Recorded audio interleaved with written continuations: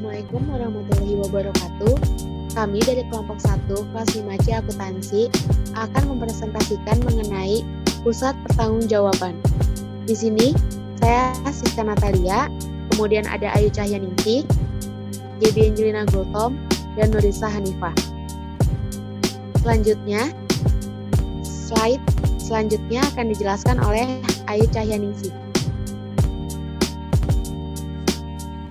Materi pertama ada struktur organisasi perusahaan.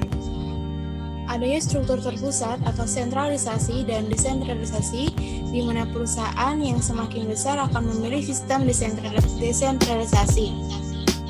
Ada beberapa alasan mengapa perusahaan memilih sistem terdesentralisasi, antara lain, yang pertama penggunaan data lokal dan kecepatan mengambil keputusan, yang kedua ada fokus kerja manajemen pusat, yang ketiga ada pelatihan untuk memotivasi manajemen, dan yang keempat ada meningkatkan kompetensi.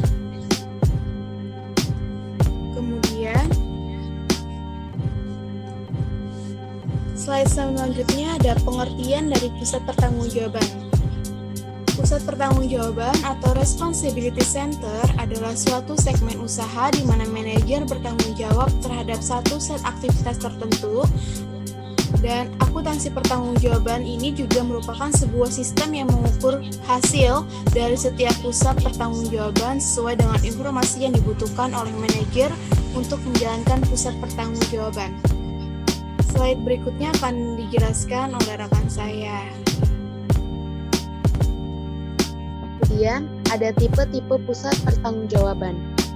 Ada 4, yaitu yang pertama pusat kos, yang kedua pusat pendapatan, yang ketiga pusat laba, dan yang keempat pusat investasi. Pusat kos yaitu manajer bertanggung jawab terhadap kos yang berada dalam wilayah wewenangnya. Kos yang tidak dapat ditelusuri secara langsung kepada segmen usaha tidak menjadi tanggung jawab manajer pusat kos. Kemudian pusat pendapatan, manajer bertanggung jawab terhadap pendapatan yang dipimpinnya. Pendapatan yang tidak dapat ditelusuri secara langsung kepada segmen tidak menjadi tanggung jawab manajer pusat pendapatan. Kemudian pusat laba, manajer bertanggung jawab terhadap pendapatan maupun kos yang bisa ditelusuri secara langsung segmen yang dipimpinnya. Lalu yang terakhir pusat investasi, yaitu manajer berhak melakukan investasi dan harus mempertanggungjawabkan pendapatan dan kos terkait investasi yang dilakukan. Materi selanjutnya akan dijelaskan oleh rekan saya.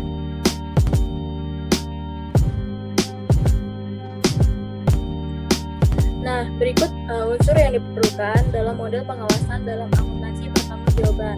Yang pertama ada bagian atau unit organisasi sebagai pusat pertanggungjawaban, di mana unsur ini paling penting karena untuk menentukan tempat-tempat ini perusahaan yang perlu menyusun sebuah struktur organisasi. Adapun fungsi struktur organisasi adalah untuk penetapan dan pemetaan, di mana deskripsi tugas masing-masing yang berada dalam posisi yang ada di dalam struktur tersebut, wewenang dalam tanggung jawab dari masing-masing posisi yang ada di dalam struktur tersebut, dan garis pelaporan pertanggungjawaban. Bisa dilihat di sini ada tabel organisasi unit bisnis atau divisional. Selanjutnya,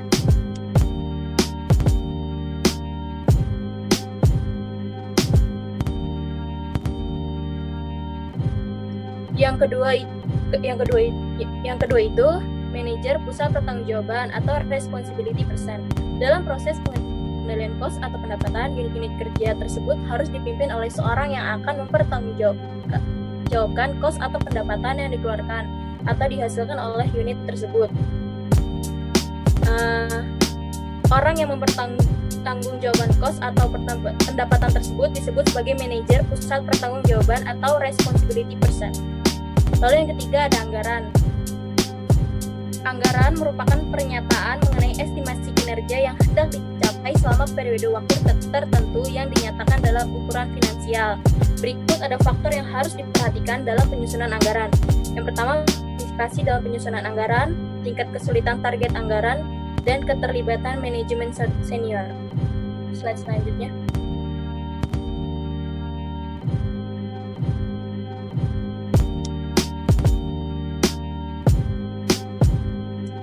Dan yang terakhir adalah laporan pertanggungjawaban. Laporan ini merupakan saran penilaian kinerja dari pusat-pusat pertanggungjawab. Isi-isi dari laporan ialah data anggaran, data aktual atau realisasi anggaran, dan varians atau selisih antara yang dianggarkan dengan realisasi.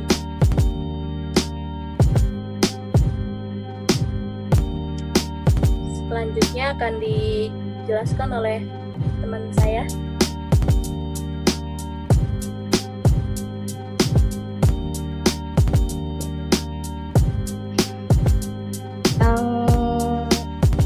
Dan yang terakhir ada tahap membuat laporan. Dalam membuat laporan ada 3 tahap, yaitu tahap pertama, pembuatan laporan setiap bagian yang ada di bawah sebuah departemen. Yang kedua, tahap kedua yaitu setiap bagian akan menyerahkan laporan yang telah dibuat kepada kepala departemen. Kemudian kepala departemen akan menggabungkan laporan-laporan yang berada di bawah. Di ketiga, masing-masing departemen akan menyerahkan laporan pertanggungjawaban kepada direktur produksi. Kemudian akan digabungkan serta ditambah dengan koskatur direktur produksi dan menjadi laporan pertanggungjawaban direktur produksi. Laporan ini kemudian diserahkan kepada presiden direktur. Sekian penyampaian presentasi dari kelompok kami. Apabila banyak kurangnya, mohon maaf yang sebesar-besarnya. Wassalamualaikum warahmatullahi wabarakatuh.